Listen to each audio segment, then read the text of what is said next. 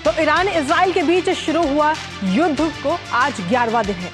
ये जंग 13 जून को शुरू हुई थी और अभी तक के जंग में दोनों देशों में जान माल का भारी नुकसान हुआ है। लेकिन इस जंग में बीती रविवार को एक नया मोड़ भी आया, जब अमेरिका भी खुले तौर पर इस जंग में शामिल हो गया। अमेरिका ने ईरान पर हमला करते हुए उसके 3 परमाणु स्थलों को अपना निशाना बनाया, जिनमें फोर्डो, नतांज और इस्फहान इसमें शामिल हैं। इस हमले के बाद ईरान ने भी पलटवार किया और इजराइल पर कई बैलिस्टिक मिसाइलें दागी हैं। इजराइल के कई शहरों में सायरन भी सुनाई दिए गए।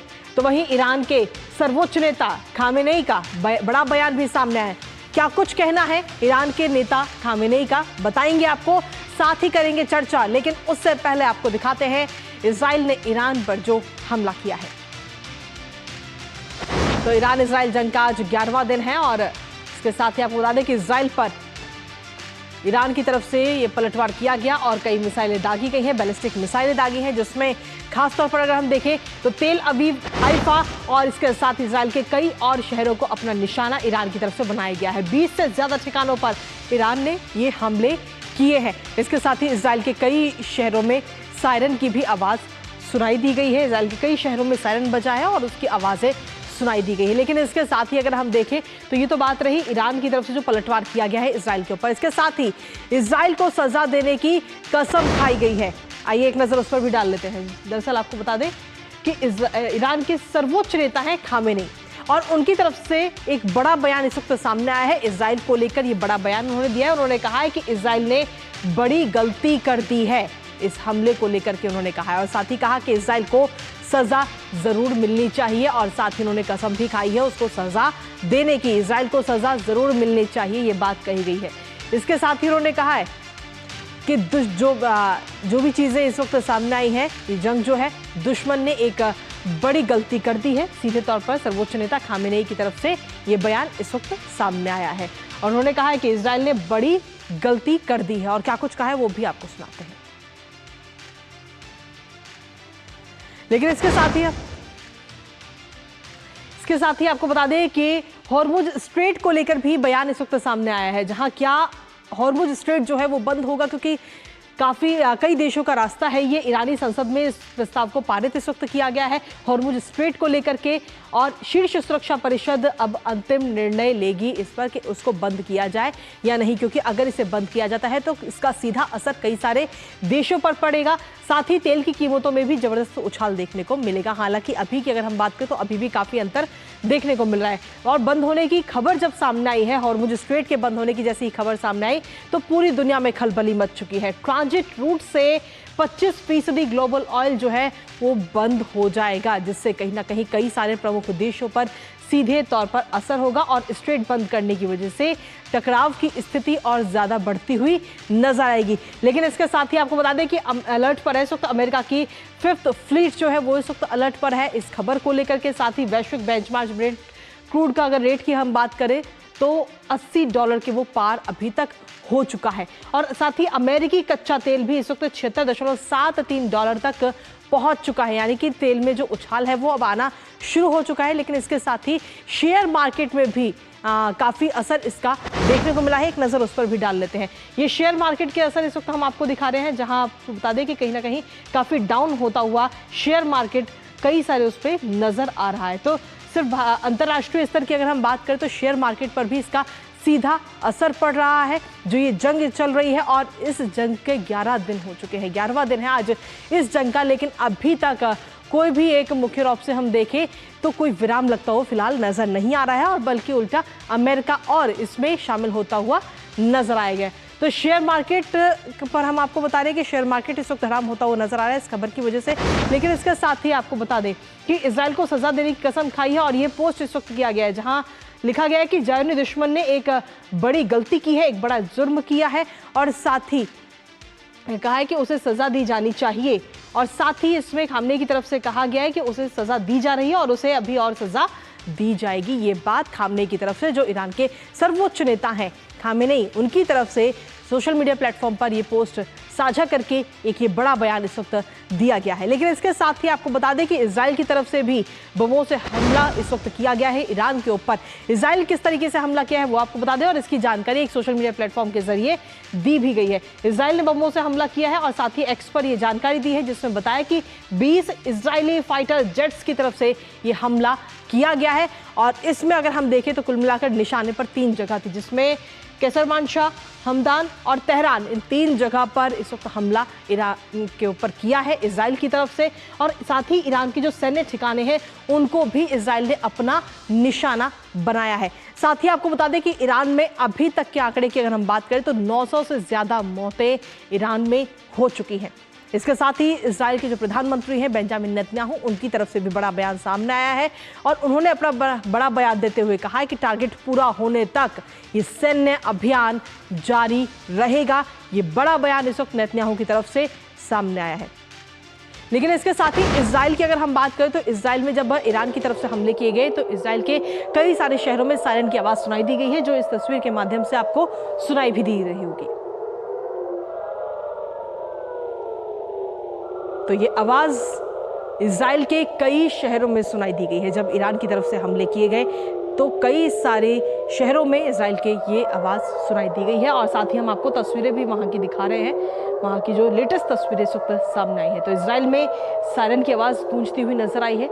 लेकिन कहीं ना कहीं इस जंग की अगर हम बात करें तो इस जंग से दोनों ही देशों को काफी जान और माल का नुकसान दोनों पर हो रहा है। लेकिन इसके साथ ही आपको बता दें कि इस वक्त मागा की तर्ज पर मीगा की अपील इस वक्त अमेरिका की तरफ से की गई, जिसमें कहा है कि मेक अमेरिका ग्रेट अगेन की तर्ज पर make Iran great again. Trump ने सीधे तौर पर ट्रुथ सोशल पर यह बात लिखी है और कहा है कि मेक ईरान ग्रेट अगेन पर काम कीजिए। मेक ईरान ग्रेट अगेन का नारा इस वक्त डोनाल्ड ट्रंप की तरफ से दिया गया। हालांकि आपको याद होगा कि इससे पहले अमेरिका को लेकर उन्होंने इस तरीके का नारा दिया था और कहा है डोनाल्ड ट्रंप ने कि अगर ईरान मीगा नहीं कर सका तो बदलाव जरूरी है। तो सत्ता में बदलाव की बात अमेरिका के राष्ट्रपति डोनाल्ड ट्रंप की तरफ से कही जा रही है। लेकिन इसके साथ ही आपको बता दें कि अमेरिकी हमले में फोर्डो परमाणु साइट जो है वो तबाह हो गई है ईरान की। और सीधे तौर पर ट्रंप ने कहा है कि ईरान के अहम ठिकाने जो हैं उन्हें नेस्तनाबूद कर दिया गया है। डोनाल्ड ट्रंप ने ये बात खुद कही है और ट्रुथ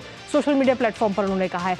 इसके साथ ही ट्रंप ने इस अभियान को सैन्य रूप से शानदार सफलता इसको बताया है। तारीफ करते हुए डोनाल्ड ट्रंप नजर आए अपनी टीम की। इसके साथ ही ईरान में सत्ता परिवर्तन की भी पैरवी डोनाल्ड ट्रंप की तरफ से की गई है। ट्रंप ने ट्रुथ प्लेटफॉर्म, सोशल मीडिया का जो प्लेटफॉर्म है ट्रुथ, उस पर यह बात कही गई है और साथ ही कहा है कि make Iran great again. America गृह सुरक्षा विभाग की तरफ से भी अलर्ट इस वक्त देखने को मिला है। कैसे, वो भी एक नजर डालेंगे, जहां आपको बता दें कि देश में साइबर हमले या फिर हिंसा का खतरा भी इस वक्त मंडराता हुआ कहीं ना कहीं नजर आ रहा है।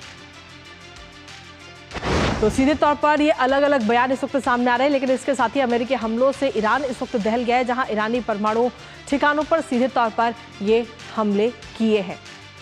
तो अमेरिकी हमलों से बीते कल की हम बात कर रहे हैं, जहां बीते कल ये हमला हुआ था और 3 परमाणु ठिकानों पर ये हमले किए गए। B-2 बॉम्बर से ये हमला अमेरिका की तरफ से किया गया, जिसमें फोर्डो, नतांज और इस्फहान से में स्ट्राइक की गई अमेरिका की तरफ से। इसके साथ ही B-2 बॉम्बर की कई अपनी बेजोड़ खासियत भी इस वक्त सामने आई है। क्या कुछ खासियत है वो भी आपको बताते हैं, जहां आपको बता दें कि अमेरिका के सबसे घातक बॉम्बर में इसका नाम शुमार है और ये सबसे इसकी ज़्यादा खासियत है, दुश्मन को नजर आए बिना ही ये हमला करने में सक्षम है। दुश्मन को ये नजर भी नहीं आएगा और हमला करके वापस आ जाएगा। किसी रडार की पकड़ में भी ये नहीं आता है। इसके साथ ही अमेरिका के पास में आपको बता दें कि 20 B-2 बॉम्बर है। हमारे साथ में हमारे सहयोगी अखिलेश इस वक्त जुड़ रहे हैं, सीधा अपडेट उनसे लेते हैं। अखिलेश, सीधे तौर पर आज 11वां दिन ईरान इजराइल के इस जंग का, लेकिन इसमें नया मोड़ बीते रविवार को आया जब अमेरिका की भी एंट्री इसमें हो गई। और लेकिन सीधे तौर पर खामनेई की तरफ से लगातार ये कहा जा रहा है कि इसका बदला लिया जाएगा और जो दुश्मन ने का ईराना हरकत की, दुश्मन का हम पूरी तरह से जवाब देंगे। ये बात खामनेई कह रहे हैं।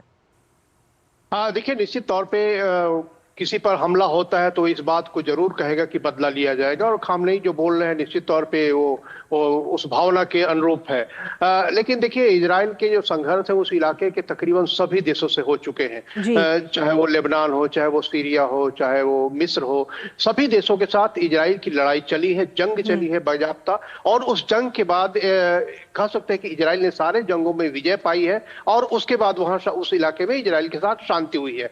इजराइल का टारगेट अमेरिका ईरान क्यों है? क्योंकि ईरान एकमात्र ऐसा देश है जो 1979 में 1979 में जब इस्लामिक क्रांति वहां हुई, उसके बाद इस्लामिक क्रांति के बाद उन्होंने यह घोषणा की कि इजराइल को एग्जिस्ट करने का अधिकार नहीं है और वो इजराइल के साथ साथ अमेरिका को भी डेथ टू अमेरिका ये भी बोलना शुरू कर दिए। तो निश्चित तौर पे ईरान ने अपने लिए इस तरह के प्रोवोकेटिव बयान देकर ईरान ने अपने खिलाफ अमेरिका को भी खड़ा कर लिया और इजराइल को भी खड़ा कर लिया, जबकि इजराइल और ईरान का बॉर्डर मिलता नहीं है, बीच में इराक आता है। तो ऐसे में निश्चित तौर पे एक महत्वपूर्ण कदम है ईरान और इजराइल के बीच का।